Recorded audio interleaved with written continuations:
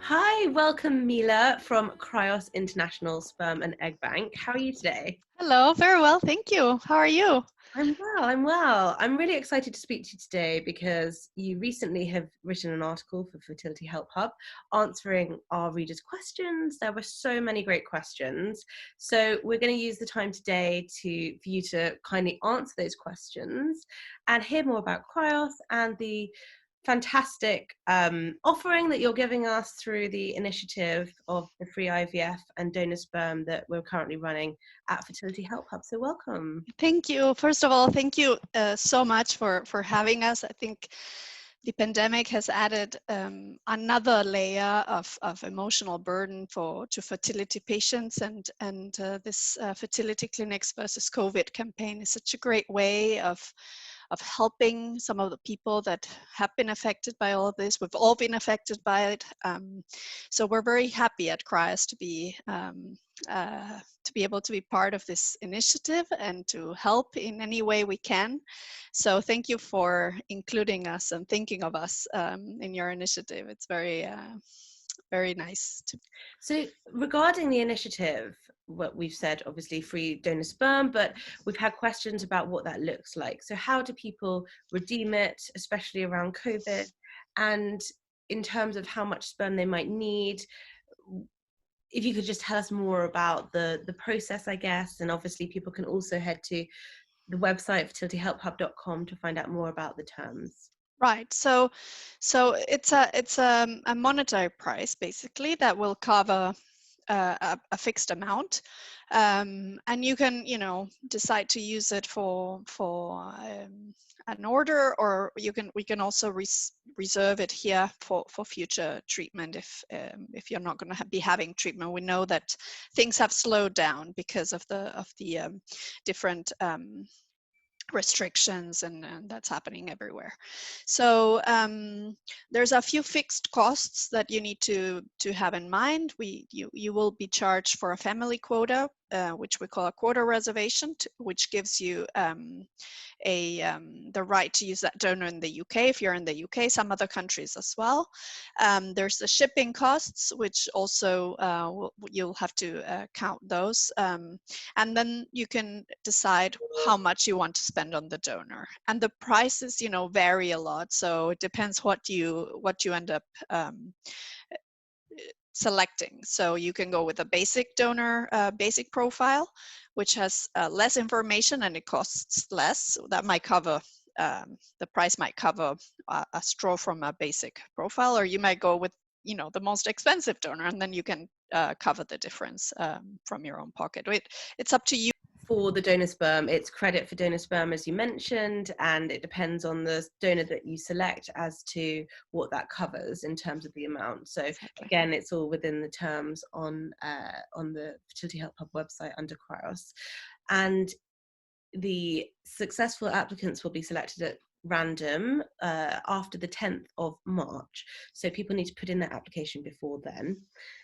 It's also important to say that it has to be redeemed after it's been announced within 6 months. So those 6 months, it means you have to select the donor and either place an order or place it on a reservation, and we will hold it. You don't need to have the treatment within those 6 months, but you need to redeem the price. So that's a very important point, I think. So if people are stressed about travel and COVID and the clinic that they're working with and wait times, etc., it's more that they need to select the donor at this stage if they were to use a donor, and then they can wait to use it once the treatment happens. Right. Dates.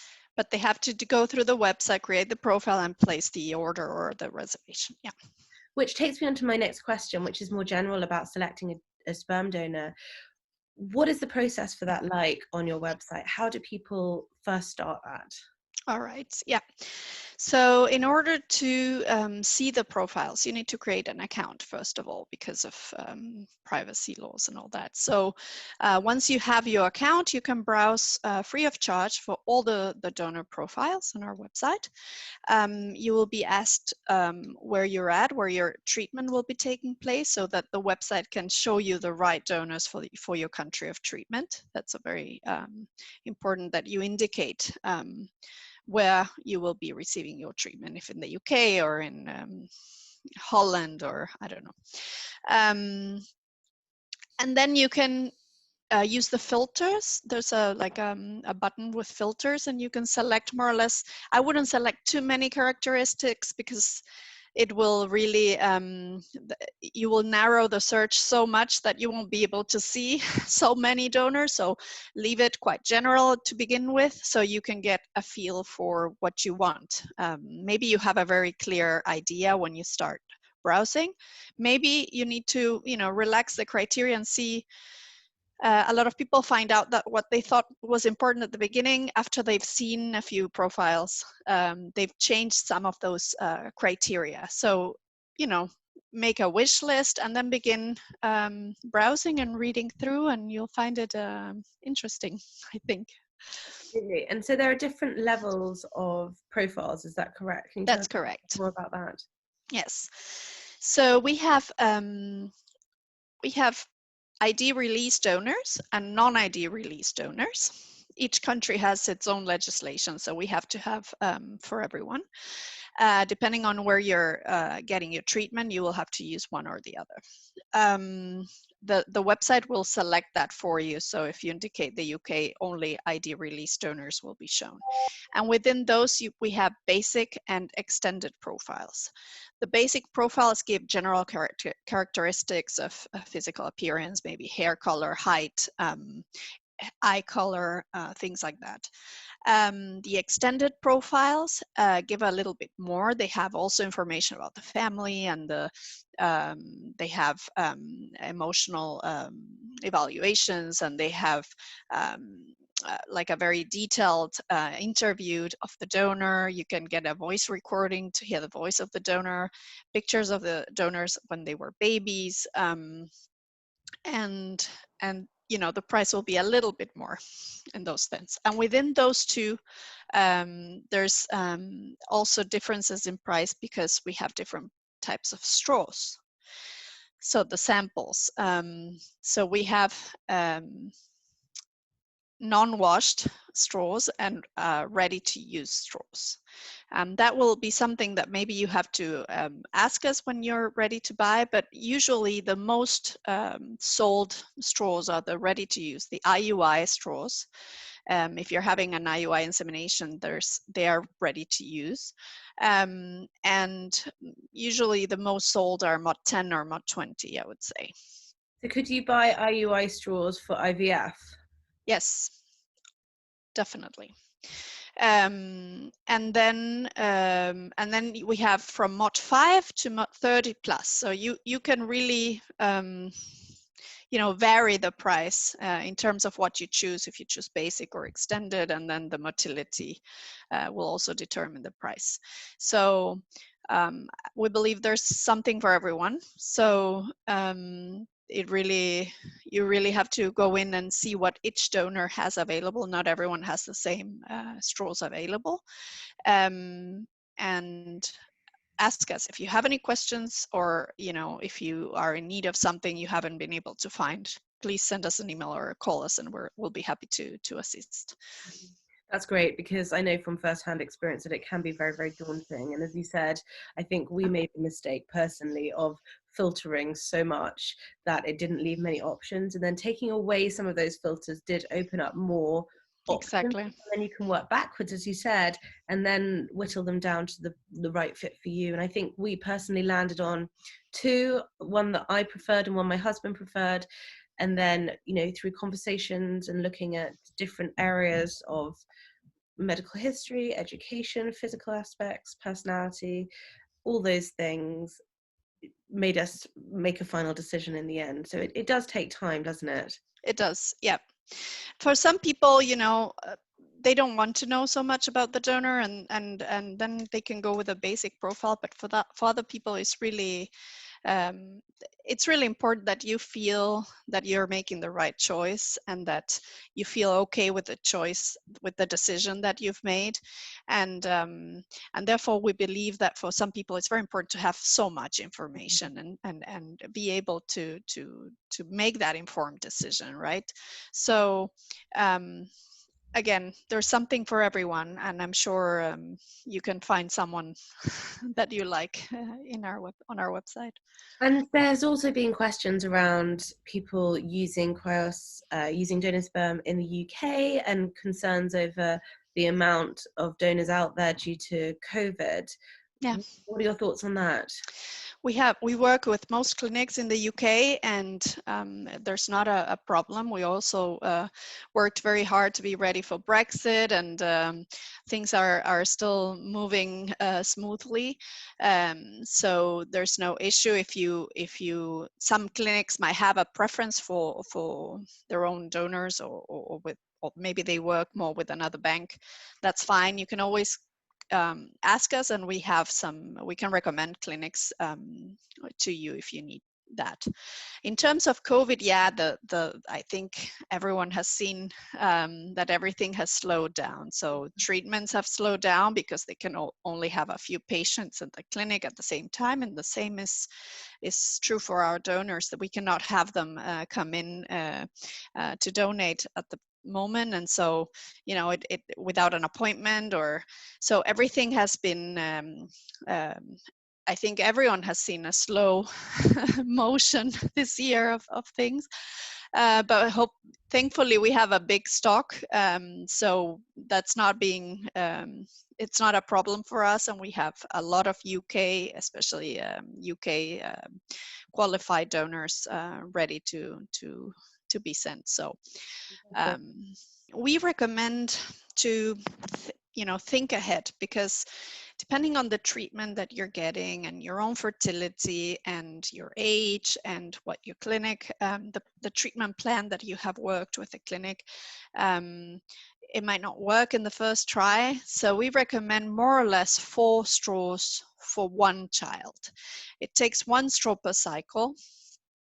But we think that if you're thinking, if you really like a donor, plan on having four straws per child, more or less, and think ahead of siblings also, if you want them to have the same donor, because by the time you come back for sibling treatment, the donor might be sold out. So it's important that already you think ahead and you make that investment. The good thing is that if you place a reservation with us, and we have it on storage here at Cryos, by the time you might find out you don't need so many straws after all, and you can terminate the reservation, and we will repurchase those straws for 75% of the original price of the straw, as long as they haven't left our lab. They've been on storage at Cryos. So that's a way of securing enough, but of having peace of mind that you will get some of that investment back if you don't use it or need it. Yes. So when people are looking at building their family, how many straws do you recommend people purchasing or putting on hold? If it's not, then not a problem. But if it is, think ahead and reserve enough for a future child as well. I think that's really good advice. And what about the support available when selecting a donor? Yeah, we believe it's a very personal choice, and we're there to answer any questions. Everyone has questions, especially after they have gone into the website and looked into some of the profiles. And don't be afraid to reach out to us with questions. Everyone has a lot of questions, and we're very happy to answer them. We have a very good customer care team. We speak 12 languages, and during our open hours, you can reach us via telephone, email, chat, or you can even book a call whenever it suits you, and we'll call you free of charge, so you can find a private moment to ask all the questions. Maybe you're at work, or well, now everyone's at home, but feel free to reach out, and we also have a group on Facebook. It's called Family Dreams, where people share their stories, their testimonies, and share also experiences in Fantastic. different countries. Yeah, and it's very helpful for many to be in that group. So Especially if there are so many scenarios, whether that's a same-sex couple, someone pursuing parenthood solo, or a heterosexual couple. yes, there's many family constellations nowadays, and we try to help everyone regardless of their situation, and sometimes talking to other solo mothers or talking to other maybe lesbian couples who have gone through the process is really um, helpful, and you learn a lot from other people's experiences, so we encourage that. Yeah. Mhm. Wonderful. And what about the donor rights? Because people want to know a lot about that. What are their rights? Yes, so our donors do not have any paternal rights over children born from their donations. So that means that there's no rights or obligations, and that also means that a donor cannot seek contact to any children in the future. When you choose an ID release donor, what that means is that when the child turns 18, the donor has agreed to being contacted. So what we will provide information for about the donor, contact the name and the address and all that. So but there's no paternal rights associated with donation. That's different if you have a known donor. That might be a totally different scenario than when you choose a donor from a sperm bank. And in terms of ID release and not non, do you have a similar amount of donors for both of those? So we originally every donation was anonymous when everything started, and then it took a few years to change the legislation in some countries, and so traditionally we used to have more non-ID release than ID release, but throughout the years, with more countries requiring ID release donors, I would say the ratio has balanced out. Yes, we are very we work very hard to have different profiles. We work very hard to have different ethnicities represented. I can't say that word. Phenotypes represented, and obviously we are based in our sperm bank is based in Denmark, so the donors reflect the general population of Denmark, which is Scandinavian, but we do make an effort to include other phenotypes as well. Great. And thinking about the children and the process that comes with talking to the children, if you're going to do that as a parent, which is what my husband and I are doing at the moment, do you have any guidance, or is that something you get asked about a lot? What's your recommendation as a sperm bank in terms of when to speak to a child? Yeah, so telling your child is a very personal decision, and how and when you tell your child should be up to you. It's up to you. There have been studies made by a professor of family professor of family research called Susan Golombok, and she supports the idea that the children should be told at a very early age, preferably before school age, and the idea that is that you build on that knowledge, so as the children grow up, you can begin to explain more and more as as their understanding increases. Um, and we have a lot of books, book recommendations we have on our website, which have different ways of telling the kids depending on the family constellation. So for example, there's a lot of recommendations for single mothers and how to tell them, because of course a single mother may get questions from the children very early on, whereas a heterosexual couple, the children might not have any questions. So it's up to the parents to take that initiative. I don't know if you've also experienced that at home, but obviously it's up to the parents to decide to communicate about that. I think because we recently did a webinar together where we had the lovely Emma, who is a donor Yes. child, speaking about her own personal experience of her family and being told, etc. And her parents created the most amazing scrapbook for her, didn't they, with Yes. drawings and documenting the journey. And it just inspired me that I want to find the time to do the same for my children. I mean, we're using books at the moment around sperm donation, around, daddy not having the right Swimmers. yeah, yeah, not being able to have children, and trying to explain that it's a family of elephants, and it's a lovely depiction of it, and the children really are fascinated by this book. They ask to hear about it, but I would really like to create something that ties in our family too, with some photos, so that they can see the journey that has happened and that they're a part of that. Yeah, that's very, yeah, Emma's story is very inspiring, and the way that her parents handled the communication was brilliant. I think it should be an inspiration for many. So I hope it's going well in your home. Um, Maybe, it's something that one needs to do over time, because obviously with kids they might forget sometimes, and you have to keep building on to the story so they can. My husband picked up my daughter on Sunday and from somewhere, and he said in the car, "Oh, I talked to her today about our situation." And I said, "Oh, what do you mean?" He said, "Well, the donor conception." And it was really nice that my husband told me that he talked about it to her, because we haven't yet been in a situation where we've talked about it together. We seem to be doing it at separate times when we have snippets alone with the children, and it just comes out naturally. So I think the next step for us is talking about it openly all together.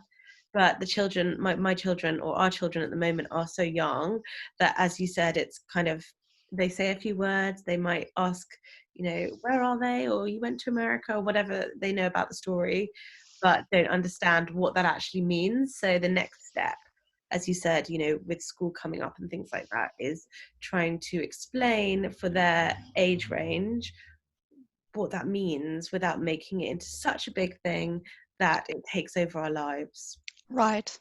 And we have a list of book recommendations, as I said, on the website, and there's for different situations. So you might want to go into the website and look at those recommendations and see if there's any that would help your situation in particular.